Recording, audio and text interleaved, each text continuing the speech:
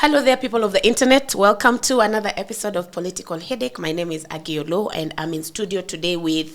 Utuori Chakero. How are you? I can be better. It's hot. We were served very good tea yesterday by His Excellency, the former Vice President, Rigathi Gachagua. Yeah. Na mukakunywa chai. Yeah, it was really enlightening. What did you think? I thought about the whole thing. I think he had said like he took his time after the president did the whole thing, and then he was like, okay, now I'm ready to respond. That was his demeanor. Yeah. I thought that what he's saying is just a tip of the iceberg of what actually happens in governments. I think the real rot of what happens in the government has never been unearthed. And the place that Rigathi Gachagua is now occupying is a place of giving us just a little bit of what happens. Yes. Because there are so many crazy things that he said that the Attorney General is traveling and he has a stopover in Dubai, or was it Qatar? Mm-hmm. And then he's presented with the papers to sign, and these papers have got $1 billion US dollars. Yeah. This same guy is given something to sign for land that is supposed to be bought in Naivasha for, I don't know, a park, and the money is coming from completely another department that also needs that money, and the money is 8 billion. Yes. You see, this is the president of the Republic of Kenya in cahoots and in business with a rebel leader in South Sudan. And because he cannot invite him in the country, he goes to the vice president to do the bidding for him. When the vice president refuses, they forge his signature. And they bring this gentleman here, the president of Kosovo. It was reading like a very eerie but familiar script. I totally believe the things that Ricky G was saying. You did. I totally agree with, I believe everything that he's saying. Said, because he has receipts in a file. He was just like getting the, I was like, where? He has got shiny motto. And given the things that we have heard from this government, and you can imagine right now that all those people that were disagreeing with the president have all been shown the door. Yeah. So it's a party. And the funny thing that he was saying, the micromanaging of the country, where the president is buying fertilizers from State House. He is a procurement officer. He's a procurement officer. I do not think that even Moi, at the height of his indignified rule, was doing those kind of things. You don't? Yeah, and I don't know where this, it looks like a very, and this is somebody that has been in government from 1996. A career politician. 1996. A career politician. And you remember the problem that Uhuru had when they were in government together was that he essentially called his vice president a corrupt officer and a thief. You know, and here we are again having his vice president calling him the same, and we have Attorney General calling him the same. So it's very interesting, and I don't know where some of these friends, where they are, people like Mudavadi, people like Wetangula, and obviously a lot of people have been close to this presidency and have really taken several steps back, having seen what is going on. When you have literally, I don't know what the place that Farouk occupies in government, but listening to that was crazy. And I'm thinking that I believe that actually the former vice president stood up to him and told him that I gave money to this government. You can't come and order me around. And that's essentially everybody that, and now I am starting to understand actually the moving of officers left, right, and center. You are here one day, you are taken the other side one day, and then you are here the other day. It's basically, but also, what I thought about it finally is the fact that we live in a country where somebody like Gachagua can come out and speak about the ills in the government, and we still have that person walking free. That I really, really love for this country. Because you can, Gachagua, if Gachagua was in Rwanda, he couldn't have said those things. He would be in prison the following. In fact, I think in other countries, Gachagua would not be walking free right now. Because the only thing I think that what I was not particularly happy with was him saying that he has recording. It does not help any situation. And I feel that's a pretty dangerous path. What do you mean? It's a bit dangerous, because as a politician, I also think that you want to preserve yourself, and you want to have a little bit of wisdom around the things that you do, especially if you are claiming that you have a recording of the handman, what is it called, sideman, is it, of a president, saying that you have those recordings. It's a bit. It can bring you a lot of many problems that, like trying to get those recordings might prove very dangerous for somebody like him. I think that was the only thing that I didn't think it was necessary for him to say those things. If he had, I believe that if he had those recordings, should have released them by now. Should have given them to BBC or the CNN by now. But I also think that it does not. It's a private conversation that he had with somebody that, as he says, is somebody that is under very aggressive direction of the regime. And as he rightly says, that I do not think that it is proper for me to expose that person. And I think by saying that he has those recordings is an exposure of that person, because it is not only Gachagua that knows the people that went to see him. A lot of people know, probably, and that will come to light, that this was the officer that did that. So I think that was my assessment of the whole thing. But it sounded like a very like a Russian cartel, That's what I thought about. That's what you thought about. That's what and the other thing is, I thought about it, and also the issue of Raila came to mind. I'm like, why is this guy not very proud about the handshake that they had? He's basically in the shadows. As a matter of fact, I was telling somebody that is very close to ODM government that I think that you guys are properly embarrassed. About the whole thing. That's why you don't talk. Essentially, you have taken oath of silence. Because you can't say anything. You can't support Gachagua in the things that he's saying, because essentially you are gone there and you are part of it. And you are now part of the boys that are being given papers to sign. It was, for me, I think, just being, the man has been on a warpath, I feel like.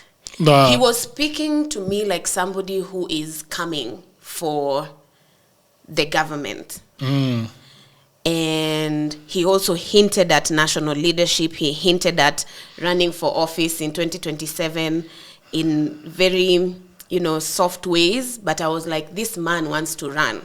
And this man wants to take back what has been taken away from him.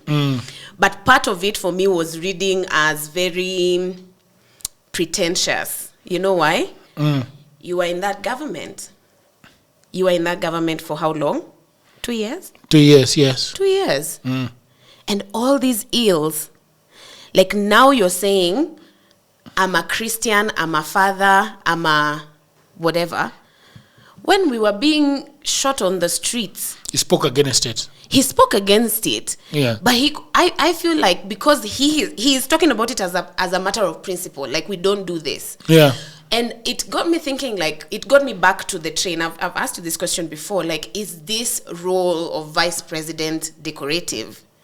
Because if Gachagua's recourse when the children of this country are being killed on the streets is to address us using a press conference, which does not make a difference, as a powerful man as he was at the time, then who has the power to right the wrongs in this country?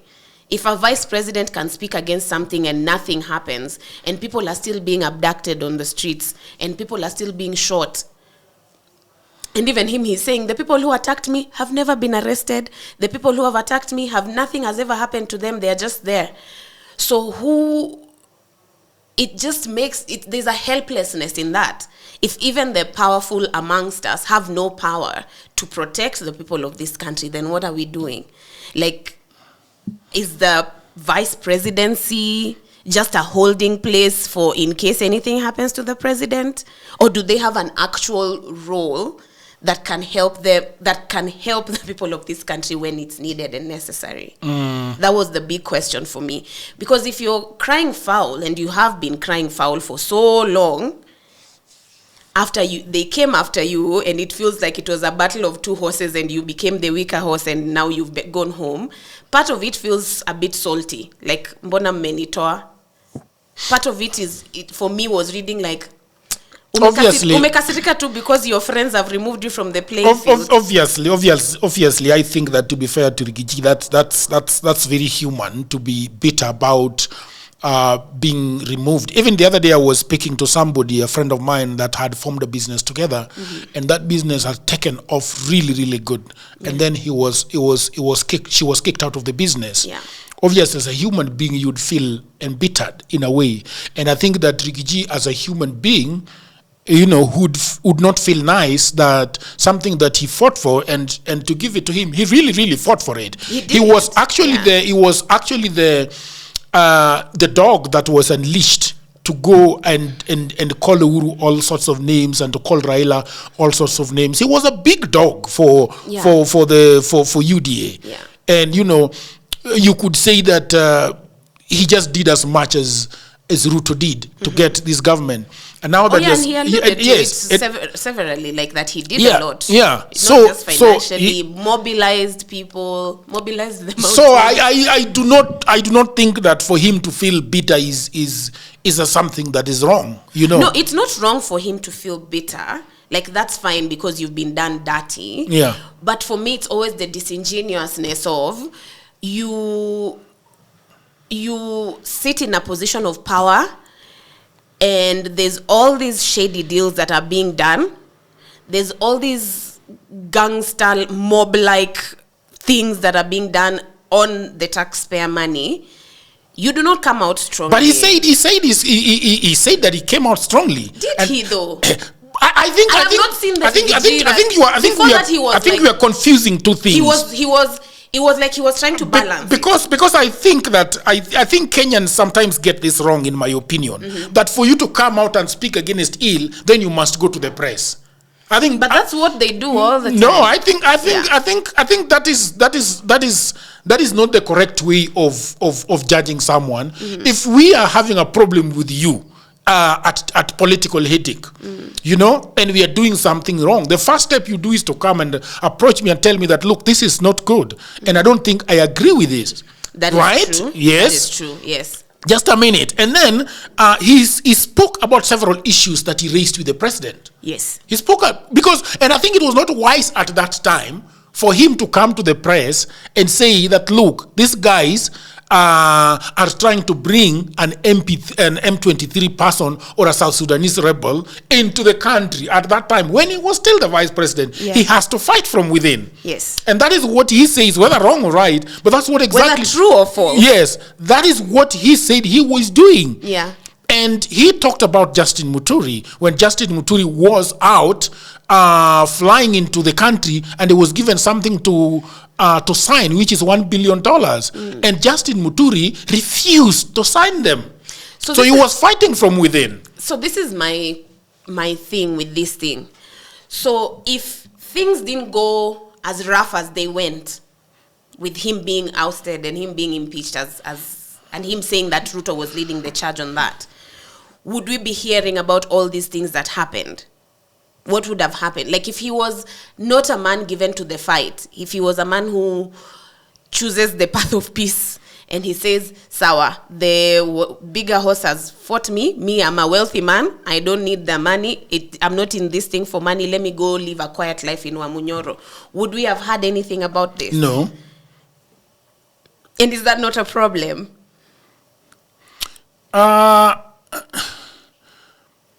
Maybe.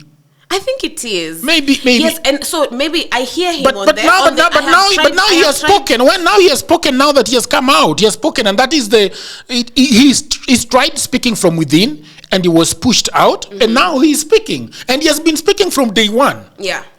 Even when he was still vice president, he made a press conference, which was a very bold move. Yes, by a vice president to stand up and say that this thing is being done by the security officers. And it is this, what has happening, the shooting of these kids, is a direct, what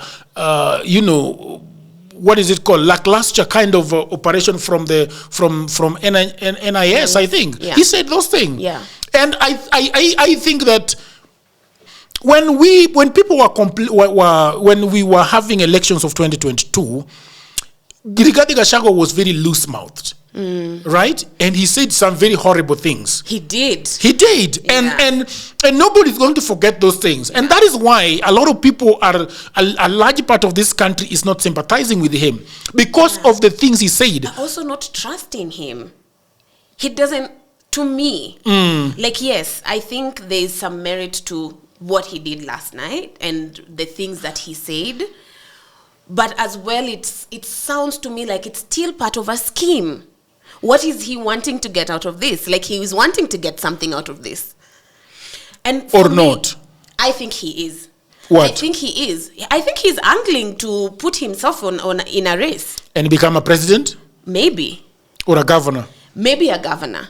For me, I'm like, if he feels too invested in the mountain politics, that maybe he should just be a governor. Yeah, and I also think that. But see, that's he's not very far from his character-wise. I don't think he's as a Christian as he says he is. And he really beat that drum. He really believed at that point. I'm a Christian. I'm a family man. Yes. Where has he gotten his billions? What oil rig does he own? He said, I am a very astute businessman. Yeah, what business? He's claiming to have riches as big as Safaricom. Which telco does he run? I mean, where is he getting his billions? Those are questions we need to ask. Yeah, where is he getting his billions? I'm an astute businessman. What company? What is the business? What company does he run? Yeah.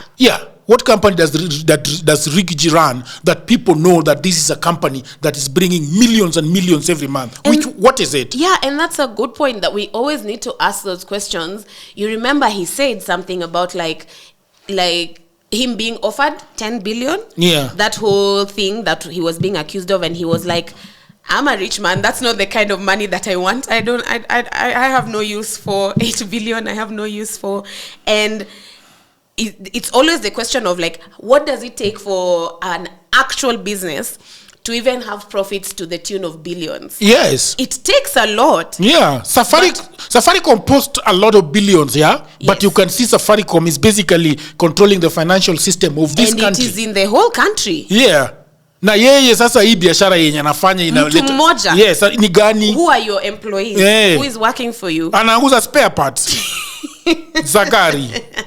Ama is he doing wheat farming? What is Rigathi doing that is giving him all that money? Yeah. Yes, what is it? And so that is why I think that it is okay for him to come out and tell us about all these things, this rot that is happening in the government. But we also might not know. And there is something really stinks about when he was talking about the tribalism. Mm-hmm. That they agreed with Ruto that they will be getting this number of people from the Kalenjin community and they will be retaining this number of people from the Kikuyu community. Yeah. It was a horrible statement coming from him as a national leader, saying that they are going to be dividing this thing among his two communities. And he said it without flinching. Like, it was like, do you hear yourself saying these things? And then goes ahead and say that he antagonized the president several times, saying how unfair it was that his people were being removed from the government and being replaced by people from Nyanza, people from. That was a horrible statement to say. Yeah.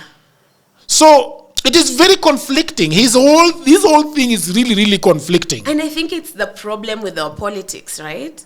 Because on the one hand, you want to play national politics, and you want the whole country to essentially look at you and be like, oh my God, they really did you dirty. If you come back to politics, we can't give you a listening ear and see what you have to offer, right? But you are really, really tied to where you come from. He did dismiss it. I think he was asked the question about it, and about like the rest of the country is watching you and feeling your attachment to your people, and he said, oh, but I come from somewhere. I have to talk and be accountable to the people to those people, right? And in that same breath say that when we promise them seats, we have to, I have to make sure that my people's needs and interests are met, right? And it got me thinking, like, these people do not see that there's a problem with that. Like, that even as a vice president, like, your biggest war with the president, or one of the wars that you're fighting with the president, is that the people from my particular community in this country, where tribalism has caused so much havoc and so much chaos, and we've lost so many lives, a national leader, like, your big thing is that.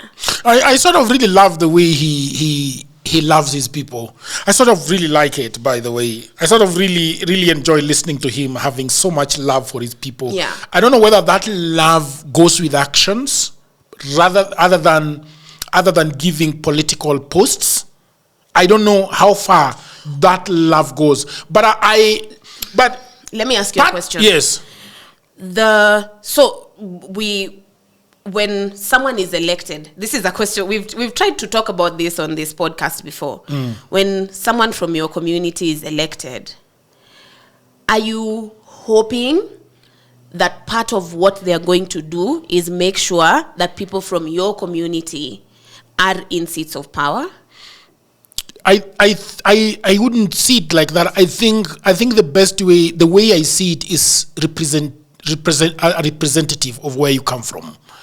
And if you are representing a particular group of people, a particular area geographically, then why are we having the government? We are having the government so that the government can collect resources together, and that these resources are distributed equitably around the country. The assumption is that if you have a representation where this cake is actually being baked, then this cake, a slice of it will come back to you. So for me, I wouldn't look at it as positions being given, because right now, if Mbadi Aluo has been given a position at the central bank, Mbadi does not distribute money to my people. He is not involved in any way how money goes to Nyanza. All right? So it does not really matter the positions, but I'm thinking about somebody like a governor. I'm thinking about somebody like an MP. I'm thinking about somebody like a senator. Because the senator, the MP, and the governor is basically asking themselves this question: I am coming from Murang'a, okay? Do we have roads in Murang'a?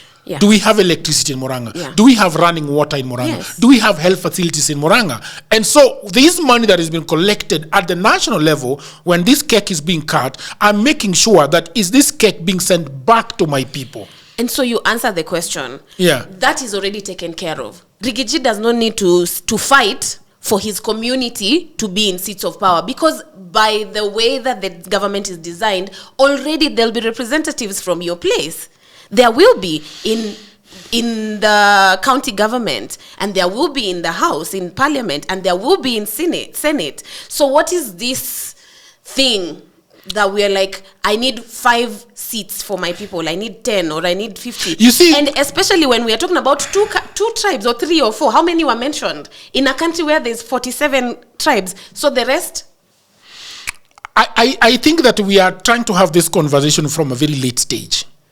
Okay, let's go back there. It's a late stage, because then the question we should be asking ourselves, first of all, is not whether Rigathi is fighting for these positions. Why people are sitting before a government is formed and saying that we will give you this number of people.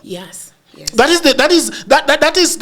is what we need to interrogate, whether that is something that we should be doing as a country. Yeah. Because in my estimation, once that conversation has taken place, then there is an agreement between two gentlemen. And you have, whether this premise is wrong, it's an agreement that has been made.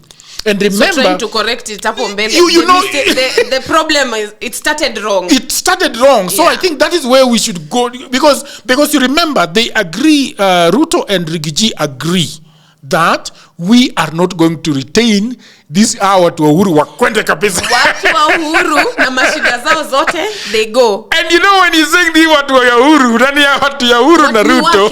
Ni wake. Was he not there? Kina Kiptum, hao ni watu wenye yeye alileta Uhuru waweke kwa kazi. Yes. Unajua? Yeah. So now, because these are his people originally, when him and Uhuru Kenyatta were slicing this bread and giving each other pieces, these are pieces he was given in Uhuru government. And then now Rigathi is saying that, so we have Kikuyus and we have Kalenjins. And then Rigathi is proposing to him that we should retain some of these individuals from our different communities. Yeah. And he's saying, I laughed my heart out. Do you think he talks like that? Do you think the president talks like that? I think so.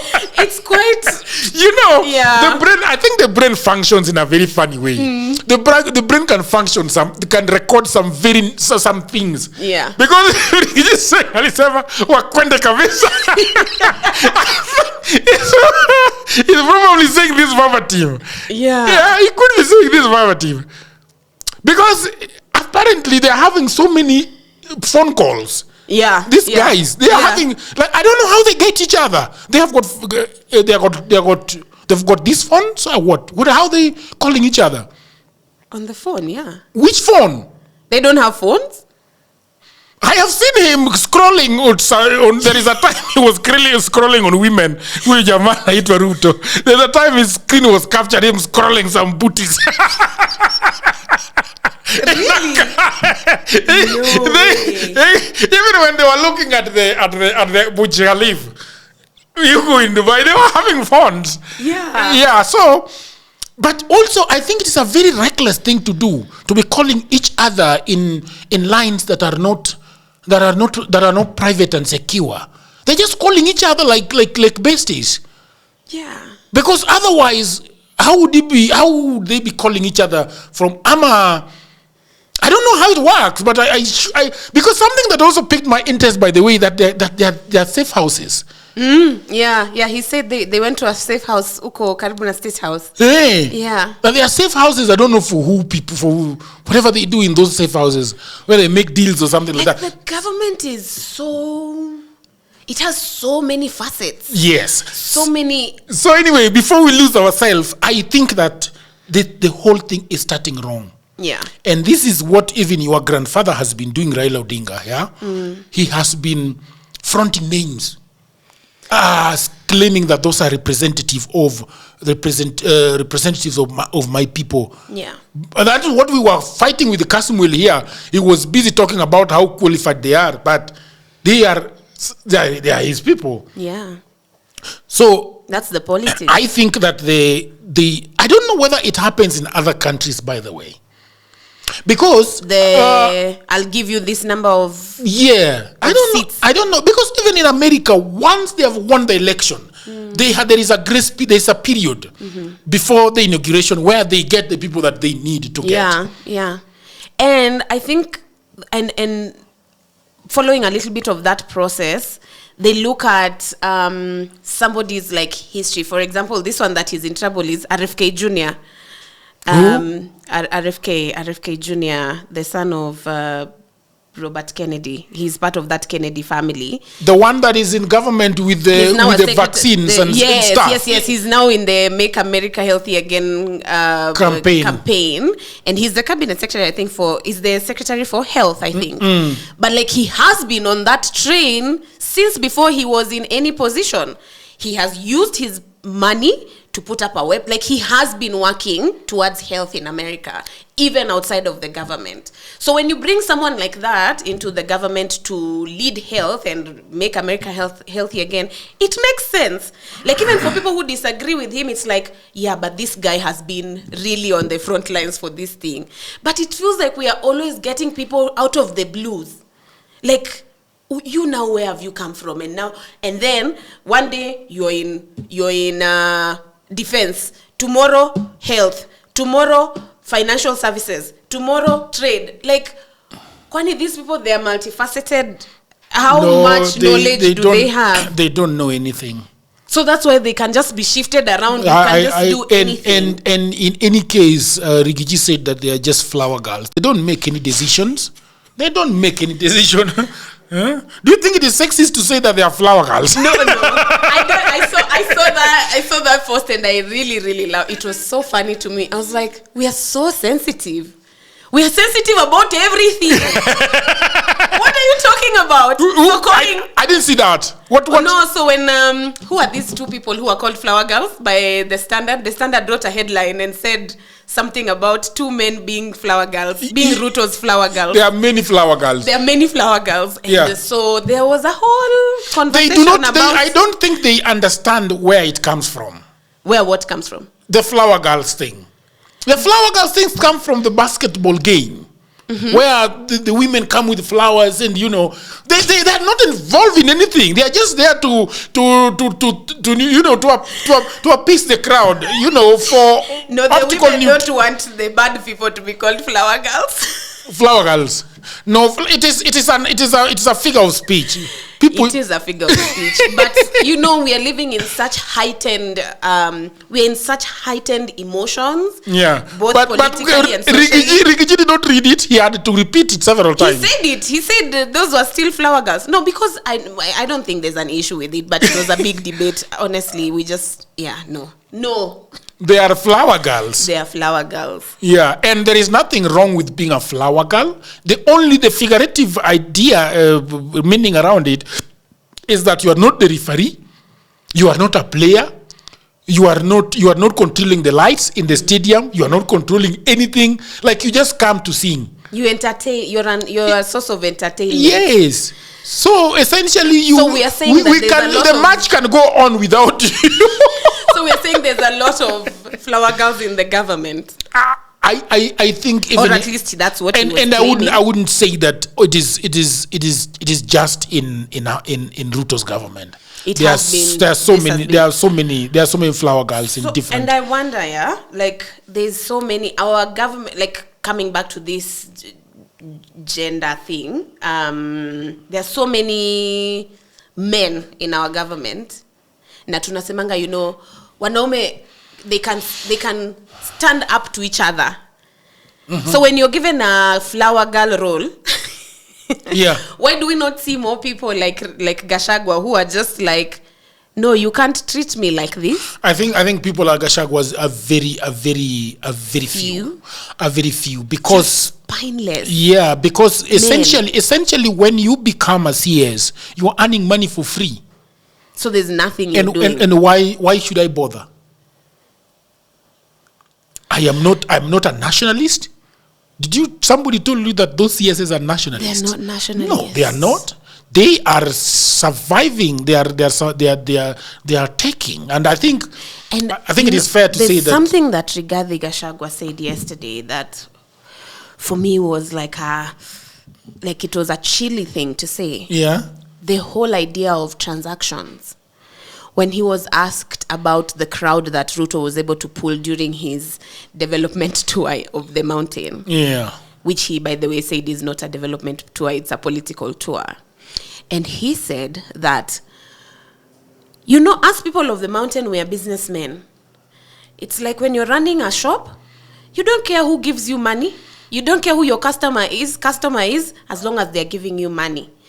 And he said, when you go out there, when our boys and young men go out there and they are given the 1,000, 2,000, 3,000, yeah, they know it's just for that day. But you cannot change their mind and you cannot fool them twice.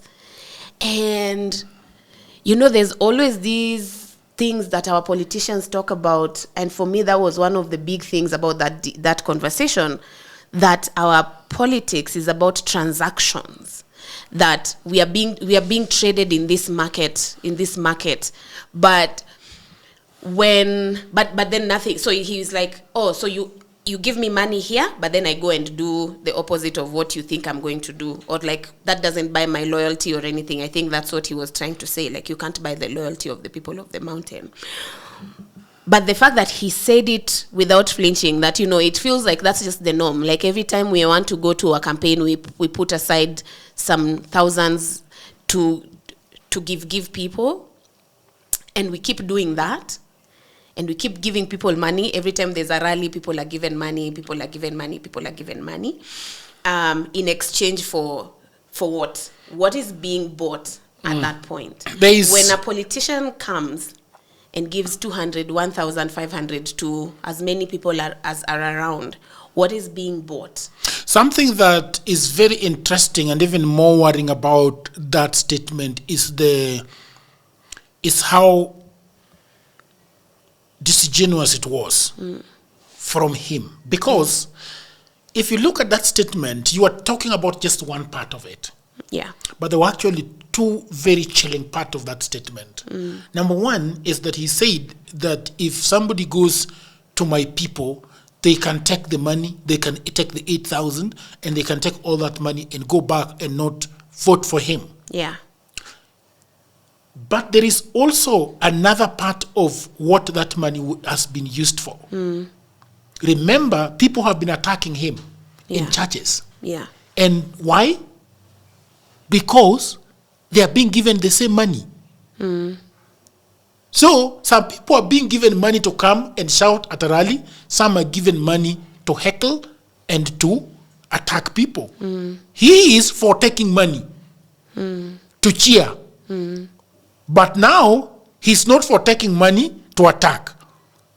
He's telling his people to go take money, to go cheer Ruto, and make a fool of him so that they can make a fool of Ruto, okay? But he's telling them not to take money and kill or maim or attack. Yeah. So, which one should they do? The premise is wrong. Yeah. So, if these people are being given money to go and cheer people, expect them to be given money to come and attack you. It's the same concept. It is the same concept. Yeah. So why... If you can be bought, you can be bought. Yes.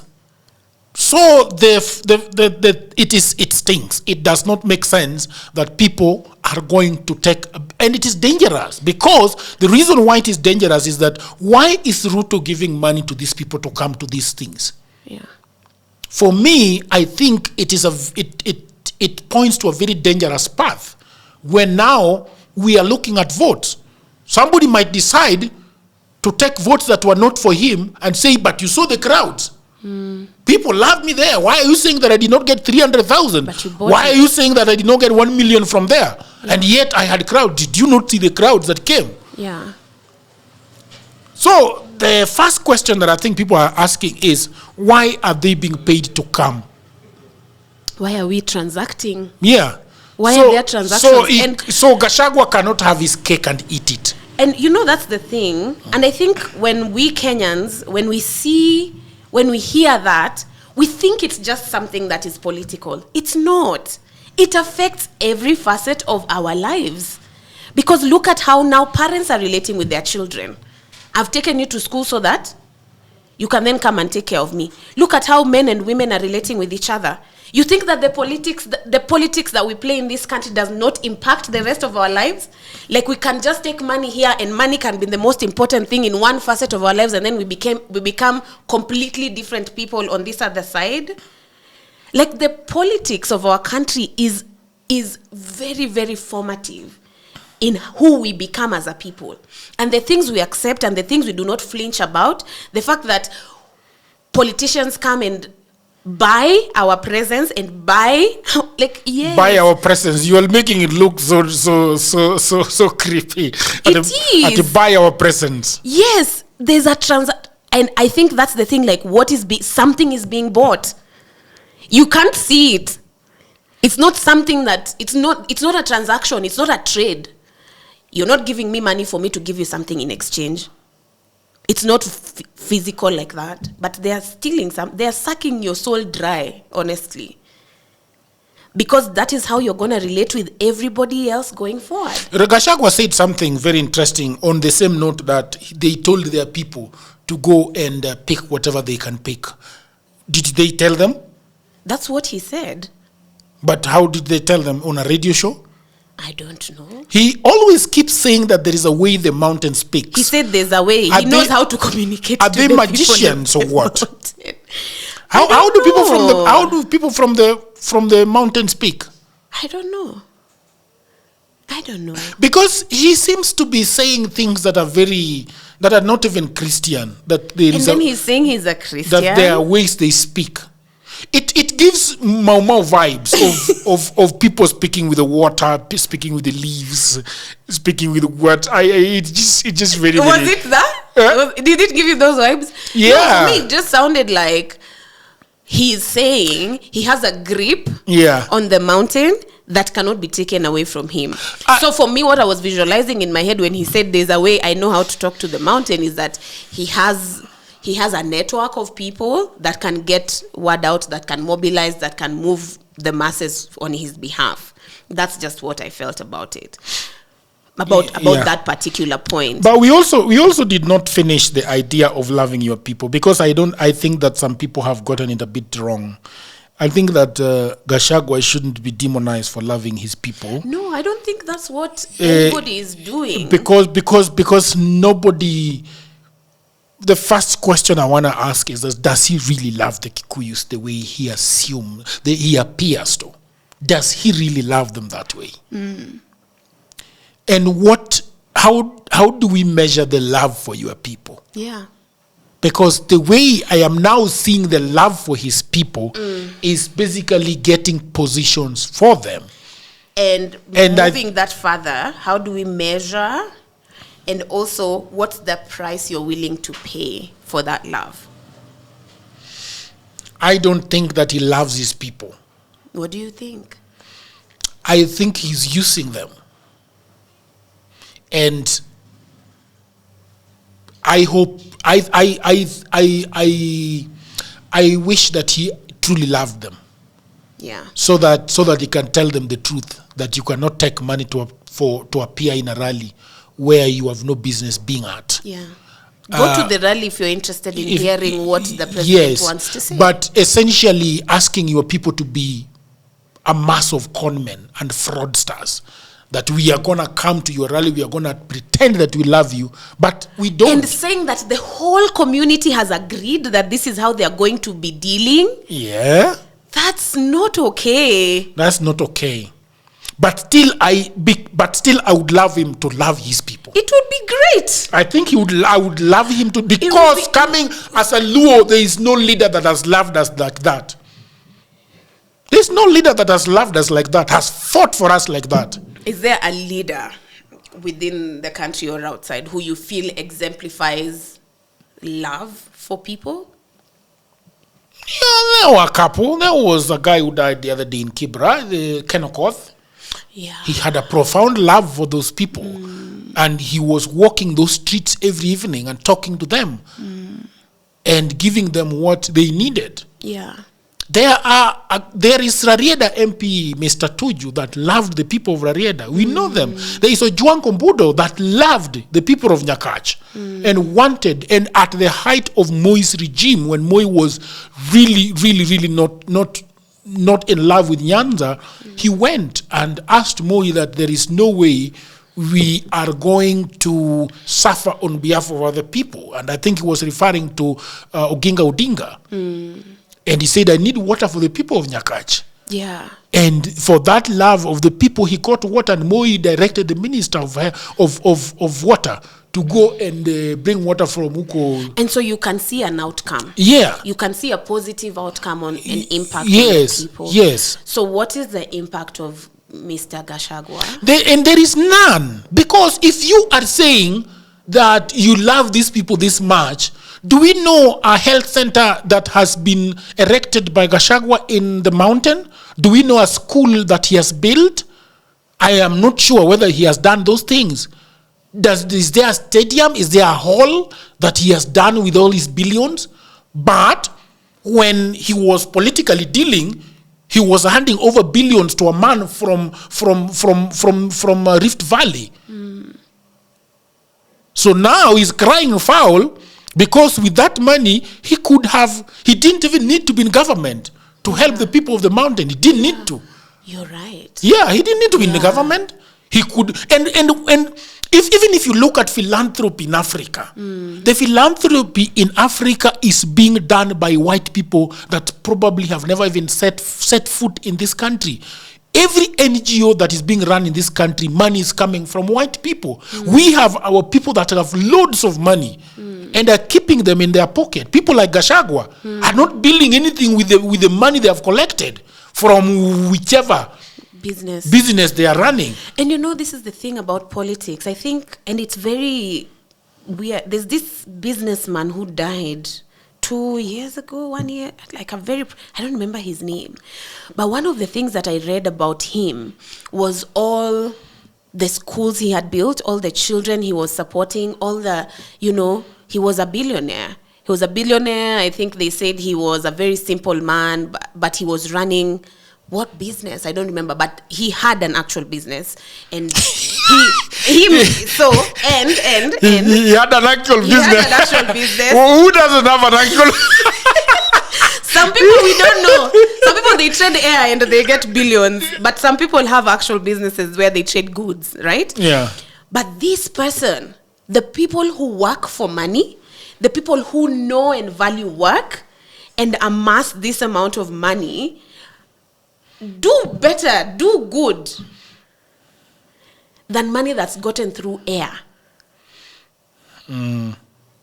Right?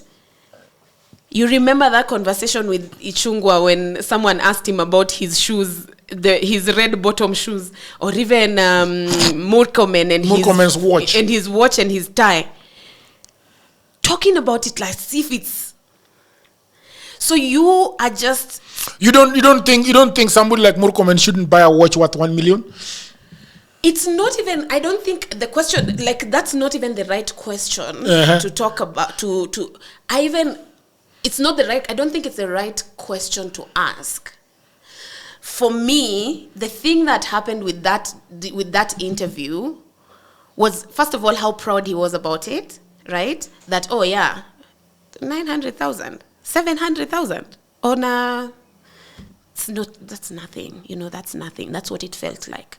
In a country where the poverty levels, you're a leader in a country where some people cannot make ends meet. Children he said his money is it's not coming from politics. It comes from where? I don't know. He said that he got into government a self-made man. Already? Yeah. And... But also Rigathi has a lot of money but doesn't buy red-bottom shoes. Yeah. So there's a thing there. There's something different there. But I think when you lead a people that are essentially, third world as we have been called because of many reasons, because of education and healthcare and infrastructure and all of these things, when the majority of your population is living below the standards of what is dignified life and income and wages or anything like that, for you to be proudly talking about the cost of your watch, who cares? We do not care. Why are we asking them the prices of their watches? Why are we asking about the price of your watch? You are a leader. You're a leader and you're a person who has been given the responsibility to move this country to a place where more of us can be able to access dignified lives. That is your duty. That is your role. You're a man on duty. I don't think our politicians think of themselves as people on duty, which is why they're busy talking about their red bottoms and their watches. Who cares about your watch? Who cares about the cars you're driving? This lady, Millicent, who's always showing us the newest car she has bought for 30 million. We don't care the car you drive. We care the difference that you make for the people in this country. And I think we need to stop praising them when they do those things. It should be shameful. It's those things for your dad. If your dad is out there looking very, very nice and you guys know in your house there's no food, it's a shame. A man should be ashamed. But we have made it a matter of pride, a matter of you can chest thump because you have the money to buy a 1 million shilling watch. Everything that is happening in this country is direct. I think we have really contributed towards it. We need to stop it. As the citizens. We have really contributed towards it. Yeah, we need to thumbs down those posts. Just no. Bring us substance. Tell us what you've done. Tell us what you're doing. As we wrap up the conversation, what do you think Rigathi should be doing instead? Rigathi. Is our remaining voice. He's our remaining voice. In as much as you say it is prestigious, is nobody speaking about any of those things anymore. Yes, there are things that to be fair to him, yesterday watching him, it felt like he has a good head on his shoulders. And it's usually so annoying when you see politicians being reasonable, which tells me that every time they're being nonsensical, it's by choice. Every time they say things that are dramatic and ridiculous, that makes no sense, they're making a choice to do that. But when you sit them down and you have a reasonable conversation with them, they are people that have, he can talk and articulate the issues of this country. He can be a reasonable man. You can't wait for others to leave the government so that they can tell us what's happening at the treasury. We need other people to come out. And so I don't know what he will be doing. I think for me it felt like he was positioning himself. He might be back in the ring. He might be back in the ring. I want to see him live out to the values that he was saying he lives by yesterday. I want to see him live his life as a Christian, even in the public sphere, as he claims, as a father, as a family man. Yeah. I want him to... Why are those not the things that he keeps talking about? Has he gone outside of his Mount Kenya to other people to make rallies and because he calls himself a grassroots mobilizer? Which is why he's very interested in representing his people. I think more than national politics, I think he's very interested in the region that he comes from. So which for me is like, it might be a demotion to come from vice president to governor or whatever, but I don't think he's interested in the country. I don't think Rigathi is interested in the country. There is something that was happening in Mombasa. What did they want to do? There's something in Mombasa people wanted to withdraw from Kenya. What was the word? Secession. They want to secede. Yes. Yeah. Why can't Rigathi secede? No. We're not going back there. Why not? Why not? It would be a good thing if Central Kenya seceded. No, it wouldn't be a good thing. And became. Why not? Would it? Do you think it would be a good thing? I think they are pretty much in the center of the country. So I don't think they are not to the farthest end. So I think it will be very difficult. But I've always when Moi was having a problem with the Luo people and Kibaki the same, and I was like, why don't we secede? And but I just realized when I thought about South Sudan, I said Nilotic corruption is dangerous. It's never. I don't think it's ever a Nilotic corruption is not pretty. Because if you secede, is it just the region, or is it? Yeah, but you secede as the region. You see, like yes, you can secede the region. I think Kenya is too big. Yeah, but you're all over the country. No, yes. It is the majority of people that are living there. I mean, even us, we can go back home. You don't need to be in what is this region called? This region Mali tuko. Western Kenya. Eastern. Western. Mali kina nani wako? Tuko sahi Nairobi. Nairobi is eastern or eastern part of the country, central. Eastern Central. Eastern Central. Yeah. So you just get a visa. I mean, what's wrong?